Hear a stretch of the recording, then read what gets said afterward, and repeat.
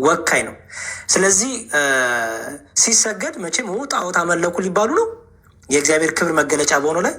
ስለዚህ ስግደት ሁሉ አምልኮ አይደለም። በመጽሐፍ ቅዱሳችን ዘፍጥረት 25 18 ዘጸአት 26 1 26 31 አንደኛ ነገሥት 6 23 እነዚህን ሁሉ ስናነብ የተለያዩ የእግዚአብሔር ክብር መገለጫ የሆኑትን በቤተ መቅደሱ የተሳሉ የተቀመጡት እናያለን። ደግሞ በዛም ደግሞ ስግደት ሲቀርብ እናያለን። ኦኬ። ስለዚህ የእግዚአብሔር ክብር መገለጫ ስለሆኑ ያ ይቀርባል። ሰው ስግደት ሁሉ አምልኮ አይደለም። ይሄ ይያዝልኝ።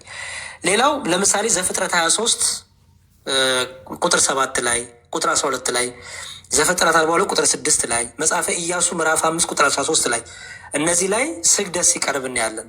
ለሰዎች ስግደት ይቀርባል፣ ለመላእክት ስግደት ይቀርባል። ይሄ ስግደት አምልኮ ጣዖት ነው አይደለም።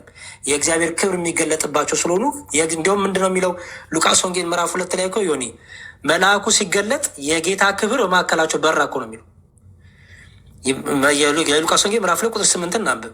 ምንድን ነው የሚለው? ይኸው ላንብብላችሁ። ምን ይላል? የጌታ ክብርም በዙሪያቸው በራ እኮ ነው የሚለው። ስለዚህ የመላእክቱ ክብራቸው ራሱ እግዚአብሔር ነው። ስለዚህ መላእክቱ እንኳን ሲገኙ በእኛ መሀል የእግዚአብሔር ክብር ነው የሚገለጠው። አያችሁ። ስለዚህ መላእክቱን ማስቀመጥ በስዕላችን ይሄ ነው ሚካኤል፣ ይሄ ነው ገብርኤል እያልን አይደለም። ትምህርቱን እያስተማር የስዕሉ ባለቤት የያዘውን ወካዩን መልእክት እያስተላለፍ ታዲያ ክብር ስንሰጥ ቅድም እንዳልኩት ነው እኮ። ለምሳሌ መጽሐፍ ቅዱስን ማንም ሰው ሽንት ቤት አያስቀምጠውም። መጽሐፍ ቅዱስን ማንም ሰው አይቀደውም። ክርስቲያን የሆነ ለምን ያከብሯል? ይፈራዋል። ምን ስላለበት? የእግዚአብሔር ቃል ስላለበት የከበረ መጽሐፍ ሆነ አይደለ ዮኒ? ኦኬ። መጽሐፉ እኮ መጽሐፍ ነው፣ ወረቀት ነው አይደል ዮኒ? እሺ፣ ቅዱስ ያሰኘው ምኑን ነው? ያ መጽሐፍ ቅዱስ ያሰኘው ምንድን ነው?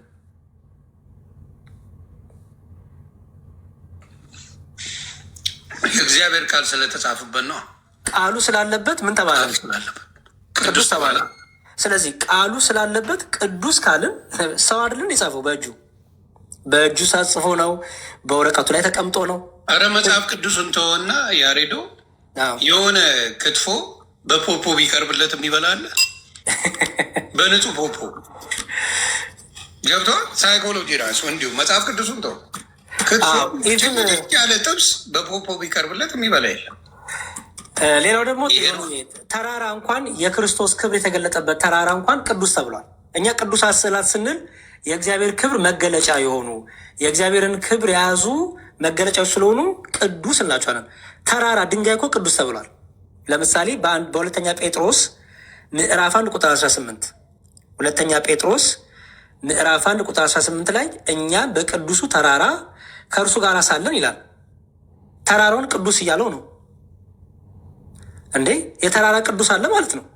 ተራራ ቅዱስ ከተባለ የእግዚአብሔርን ክብር የሚገልጡ ስዕላት ቅዱሳት ስዕላት ይባላሉ አይባሉም? ይባላሉ። ተራራውን እኮ ቅዱስ ብሎ ጠራው እኮ ጴጥሮስ። አሁን እስራኤል አገር ብንሄድ እኮ ይሄ ቅዱስ ተራራ ተብሎ እኮ ይጠራል እኮ። ይሄ ቅዱስ ስፍራ፣ ይሄ ቅዱስ ቦታ ይባላል። ለምንድነው ቅዱስ ቦታ ቅዱስ ስፍራ የምንለው? የእግዚአብሔር ክብር ስለተገለጠበት። በዛ በቅዱስ ስፍራ ደግሞ አክብሮ እናሳያለን፣ ፍርሃታችን እናሳያለን፣ ክብራችን እናሳያለን፣ እናከብራለን። ለምን? የእግዚአብሔር ክብር ስለሆነ። ስዕላትም የእግዚአብሔር ክብር መገለጫ ናቸው። በስዕላቱ የያዘው መልእክት ቃለ እግዚአብሔር ነው፣ ወንጌል ነው፣ ትምህርት ነው። ስዕላት ወደ ጌታ የሚያደርሱን መስኮቶቻችን ናቸው። ጌታን የሚያሳዩን መስኮቶቻችን ናቸው፣ ትምህርቶቻችን ናቸው። ኦኬ። ስለዚህ በዛ የተነሳ ለእኛ ለስዕሉ ለቀለሙ ምናምኑ ሳይሆን እኛ ለስዕሉ ባለቤት ፍቅራችንን ክብራችንን እንገልጣለን። ለስጋ እናቴ ለስጋ አባቴ እንኳን አሁን ባለፈው ወንድሜ አርፏል ታውቃለህ። ይሄ የወንድሜ ፎቶ አለኝ። የወንድሜ ፎቶ ሳይ አሁንም ድረስ ውስጤ ያለቅሳል፣ እንባዬ ይመጣል። ለምን? ምኑ ትዝ ይለኛል? አብረን ያሳለፈው ነገር ትዝ ይለኛል። ፍቅሩ በቃ የነበረው የኔን እንክብካቤ ለሱ ያለኝ ፍቅሩ ትዝ ይለኛል። ኦኬ። ለወንድሜ ፎቶ እንደዚህ የሆንኩኝ ሰው የቅዱሳን ነገር ሲሳል የነ እስጢፋኖስ የነ ጳውሎስ ነገር የጳውሎስ አንገቱ መቆረጥ በስዕል ሲቀመጥልን የጴጥሮስ ቁልቁል ተሰቅሎ እንደ ጌታ አታርጉኝ እኔ ክብራይ በቁልቁል ተሰቅሎ ሰማዕትነት መቀበሉን ስናይ አናለቅስም? እስጢፋኖስ በድንጋይ መወገሩን ስናይ ስለ ክርስቶስ የከፈሉት ዋጋ እንደሆነ አናለቅስም? እናለቅሳለን፣ እናነባለን። ይህን እንደውም በምናስቀምጣለን በስዕል መልክ እናስቀምጠዋለን። ለትምህርት ለጸሎት እናደርግበታለን። ለስዕሉ ባለቤት ግን እግዚአብሔር ስላከበረው እናከብሯለን ማለት ነው። ተራራ እንኳን ቅዱስ ተብሎ ተከብሯል። ቅዱስ ተራራ ተብሎ ተጠርቷል። ስለዚህ ስዕላትም ቅዱሳት ስዕላት ይባላሉ። ሰው ስዕላት መጽሐፍ ቅዱሳዊ ናቸው። ስዕላትን የፈቀደ እግዚአብሔር ነው። እግዚአብሔር ክብሩ የሚገለጥባቸው ስዕሎችን እግዚአብሔር አልከለከለም። ከልክሏል የሚል ሰው ካለ ምንድን ነው መንፈሳዊ ስዕሎች፣ መጽሐፍ ቅዱሳዊ ስዕሎች፣ የእግዚአብሔርን ክብር የሚገልጡ ስዕሎች ተከልክሏል የሚል ሰው ካለ ማስረጃ ይስጠኝ። አንድ ሁለተኛ፣ ስግደት ሁሉ አምልኮ አይደለም። ኦኬ፣ ስግደት ሁሉ አምልኮ አይደለም። ሲጀመር ማምለክ ራሱ ማለትም ማለት ነው። ለምሳሌ እግዚአብሔር ሙሴን በፈርዖን ላይ አምላክ አድርጌያለሁ ይላል አይደለ? አይደል? ኦኬ፣ አምላክ አድርጌያለሁ ማለት መለኮት አድርጌያለሁ ማለቱ ነው። ዮኒዬ አመሰግናለሁ። ይቅርታ ማለት ላይ ገባትን አባት ታርጋ አንድ የሚውጣርግ ጠይቅ። ኤኒዌይስ አምላክ አድርጌያለሁ ሲል መለኮት አድርጌያለሁ ከስላሴ ከሶስቱ አካል ሌላ አካል ተጨመረ ማለት አይደለም። ገዥ አድርጌያለሁ ማለት ነው። በመጽሐፍ ቅዱስ አምላክ የሚለው የግዕዝ ቃል ነው። ሰይጣንም እኮ አምላክ ተብሏል። መለኮት እያልን ነው አልፋና ኦሜጋ ይለው አይደለም። ሰይጣንም የዚህ ዓለም አምላክ ተብሏል እኮ። ስለዚህ አምላክ ማለት ገዥ እንደማለት ነው። እየወሰድን እንዲያው በቃ ብዙ ነገሮችን እየወሰድን እንዲህ ነው ብለን የራሳችን ትርጉም ከምሰጥ ቤተክርስቲያን እንዴት ትረዷለች? ቤተክርስቲያን ምንድን ነው?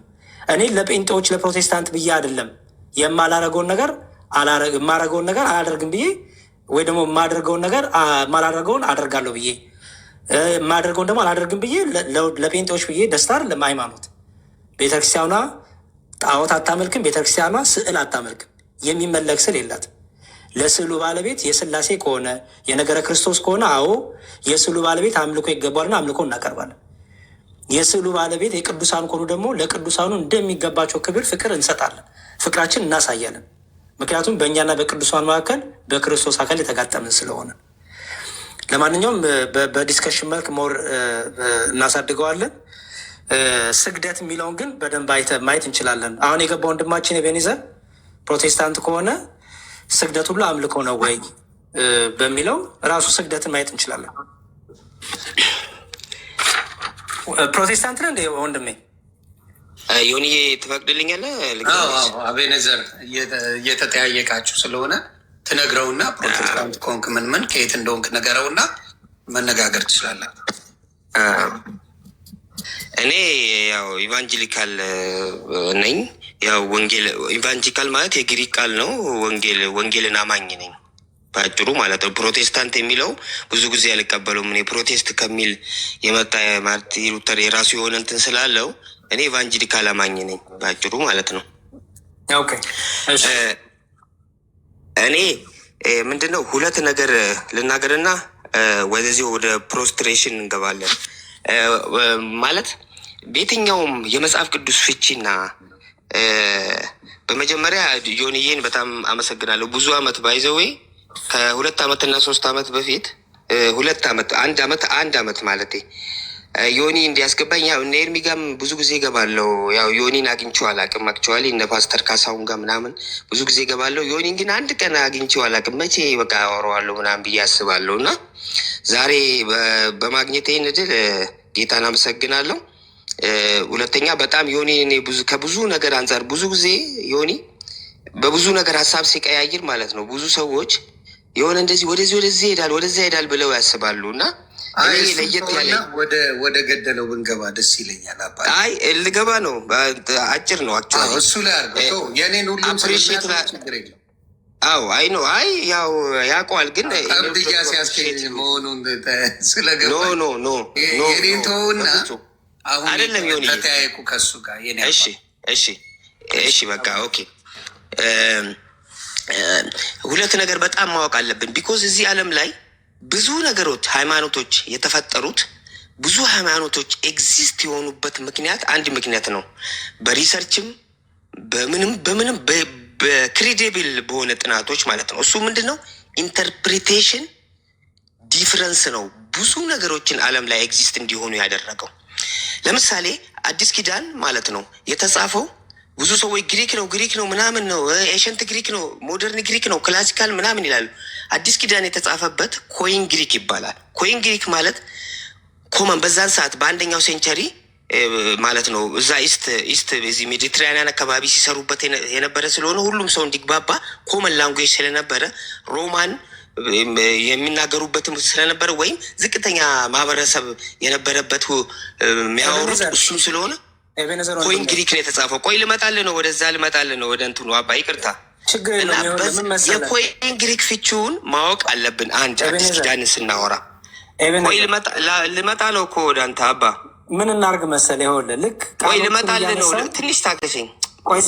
በጣም አጭር የሆነች ሚኒት ነው ማወራው፣ ከዛ እመጣልሃለሁ ወደዚህኛው። የሚጠቅመው ነገር አይደለም አባቴ፣ እሱን ተወና ይታወቃል። ኢቫንጀሊክ ምን? እሺ ወደ እሺ በቃ እሺ ልምጣ፣ ቀጥታ ልነግርህ ነው። እሺ ኢቫንጀሊክ ቀጥታ ልምጣ። አንዴ ያውቃል ቀጥታ